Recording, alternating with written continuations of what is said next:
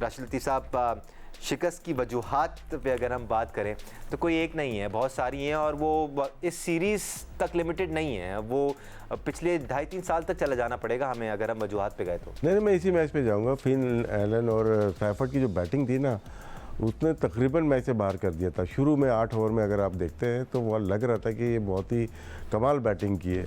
Specially जो ball को choose किया ना, शॉर्ट ऑफ लेंथ हो या आगे की बॉल हो, बैक फुट हो या फ्रंट फुट हो, सीधी मारी है इन्होंने। तो मोस्टली स्पिनर को, अबरार को या खुशदिल को या शादाब को बैक फुट पे आके सीधे ही मारी। तो शायद फिन एलन की जो जाराना बैटिंग है ना, उसने हमें संभलने नहीं दिया।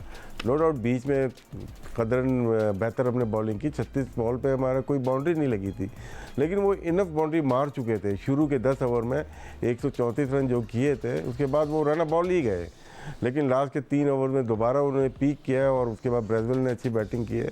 तो मैं ये समझता हूँ दोनों ओपनर्स ने जिस तरह से बॉलिंग की, और जब उनकी बॉलिंग आई है, डफ़ी हो जाए या औरॉक हो जाए, उनको बहुत स्विंग मिली है। देखिए शाम का टाइम बहुत ही स्विंग वाली बॉल थी, जो कि हमने इंफॉर्मेशन दी है कि जो टॉस जीत के बैटिंग जिन्होंने की है, 10 मैच जीते हुए वो, तो वही रिपीट हुई है।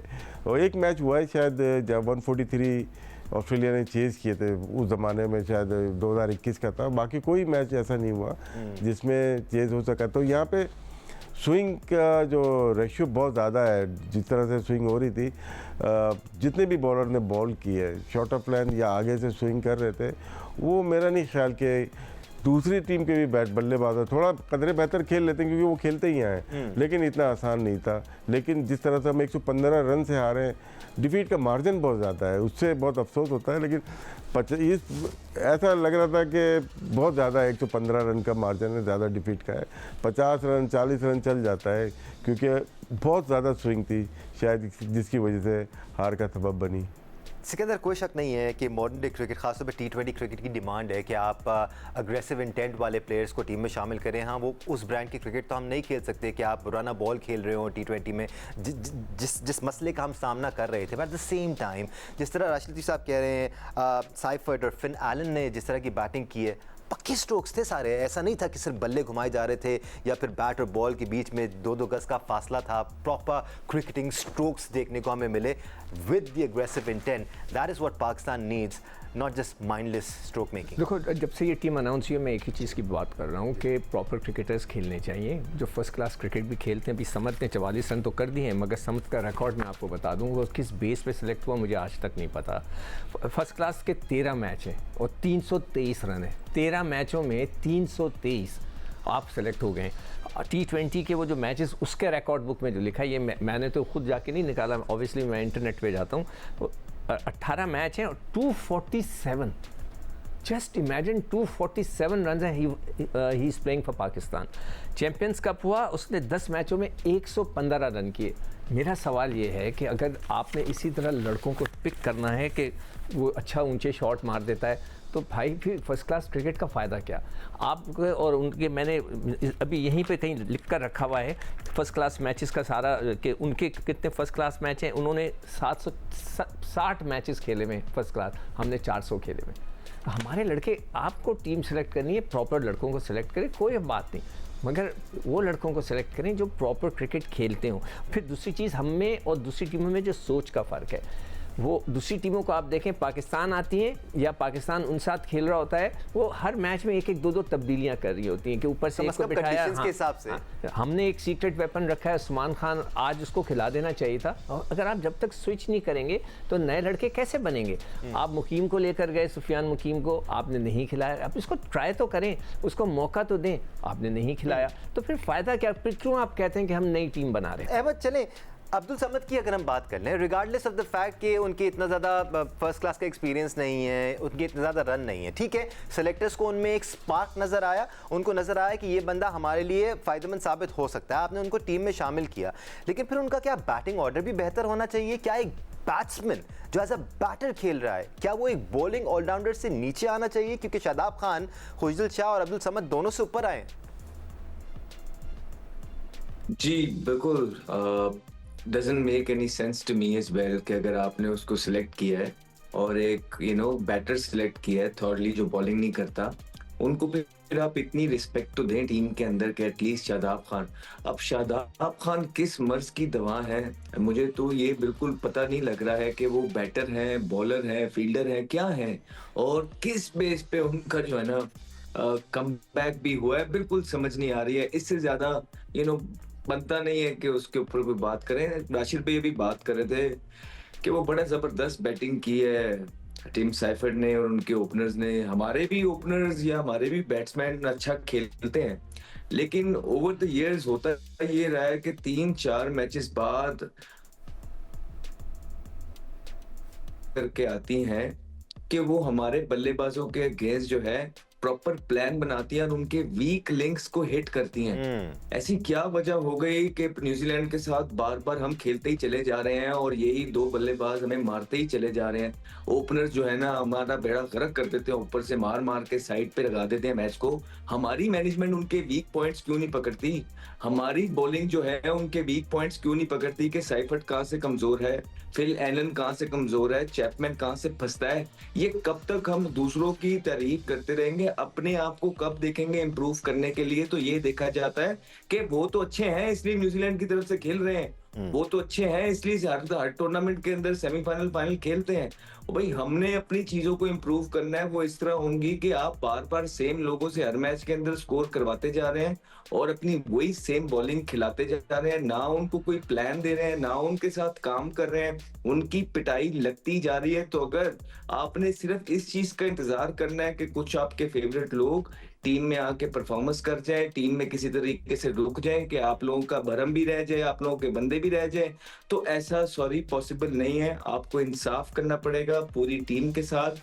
आपने जिस तरह बैटर्स निकाले हैं, आप देखें कल के मैच में आपने अच्छी हिकमत अमली के साथ खेला, परफॉर्म किया। आज के मैच में मैनेजमेंट ने बेसिकली टॉस जीत के जो पहले बारी देने का फैसला था वहीं पे बच्चों की मदद नहीं की। आपने वहीं पे इन बच्चों की मदद नहीं की। अगर आपने वहां पे बच्चों की मदद की होती तो शायद बेहतर खेल पेश कर देते।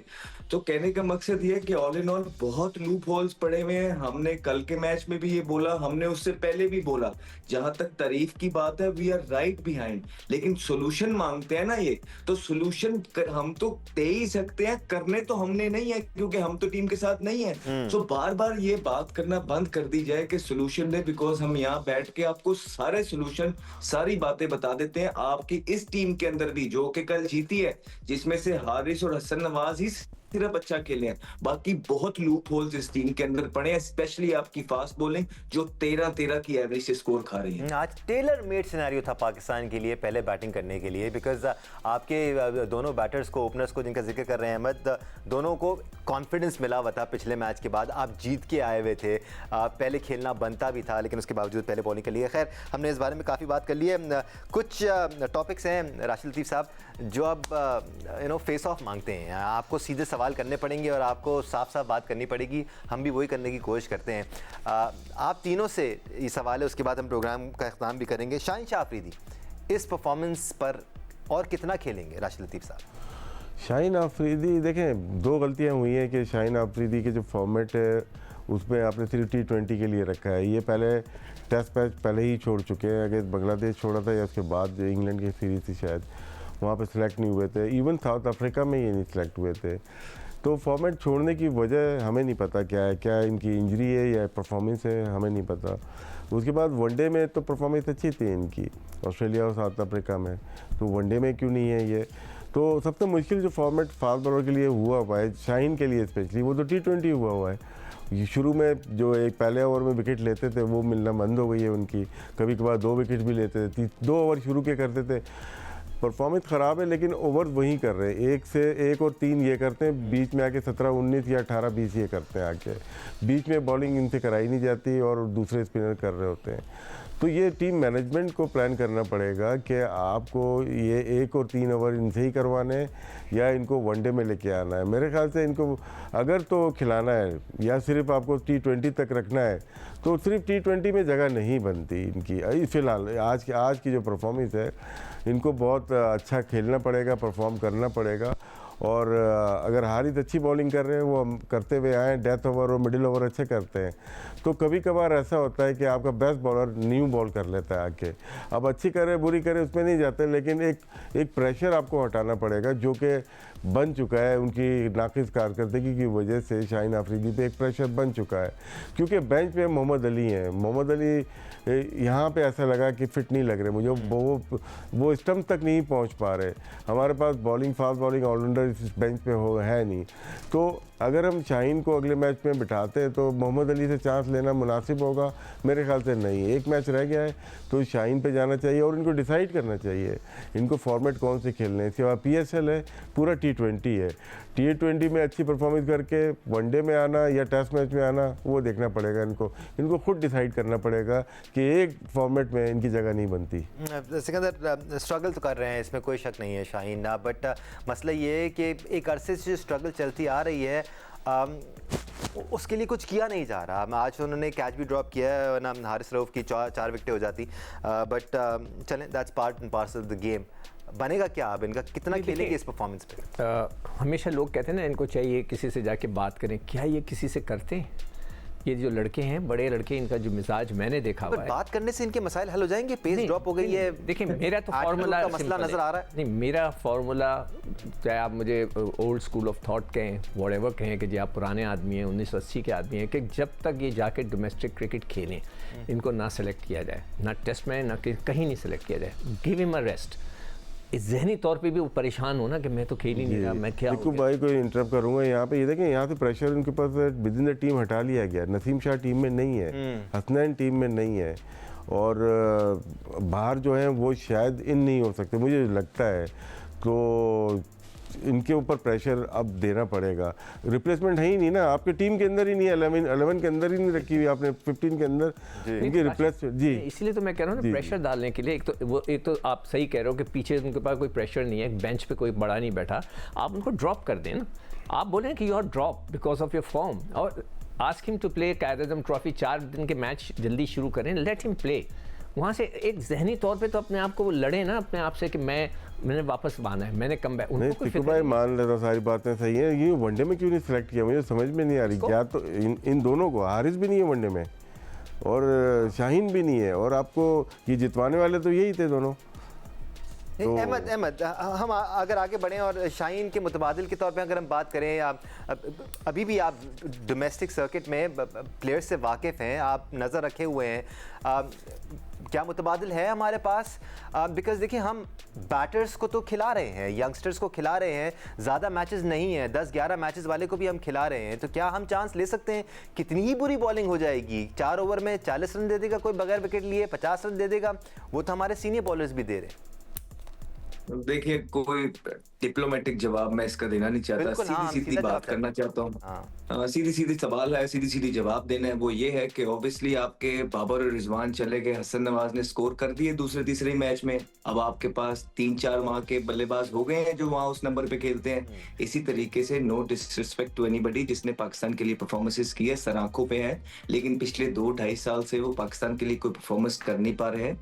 इंजरी प्रॉब्लम है, फुटिंग्स प्रॉब्लम है, एक्शन मॉडिफाई होने वाला है, बहुत ज्यादा तरीके हैं, उसको जाके सॉर्ट करना है, परफॉर्मेंस करना है, वापस आनी है, चाहे वो यहाँ खेले, वहां खेले, टेस्ट में खेले, परफॉर्मेंस नहीं है, सिंपल सी बात। आपने नए बच्चों को लेके आना है, आप आकिब जवेद को ला रहे हैं, मूसा खान को लेके आ रहे हैं, आप और 3-4 स्काउटिंग करेंगे, निकल आएंगे। जब आप खिलाते रहते हैं वो परफॉर्मेंस कर जाते हैं और कोई ना कोई बीच में से सेट हो जाता है। हम जब बाहर हो रहे थे, 13 से 14 ओपनर्स ट्राई किए गए थे, तो बन ही गए थे ना 2-3। तो आपने सिंपल सी बात करनी है कि आपने बहुत मौके दिए हैं, सर आंखों पे हैं, और कमबैक के दरवाजे हमेशा से किसी भी प्लेयर के लिए खुले रहते हैं। आपने जाना है, लेकिन अपनी गलतियों पे काम तो करना ही पड़ेगा ना। इंटरनेशनल जगह, उनके खुद ही अपने बड़े बोलते हैं कि इंटरनेशनल जगह सीखने की नहीं है, सीखने के लिए आपने पीछे वापस जाना है, ये परफॉर्मेंस बेस्ड जगह है ना, खुद ही उनके बड़े भी, सबके बड़े यही बोलते हैं। तो भाई वापस जाना है, सीखना है, टाइम गुजारना है, अपनी चीजों पे काम करना है और दोबारा से आ जाना है। यंग है अभी यार, छोटी छोटी सी उम्रें हैं इनकी।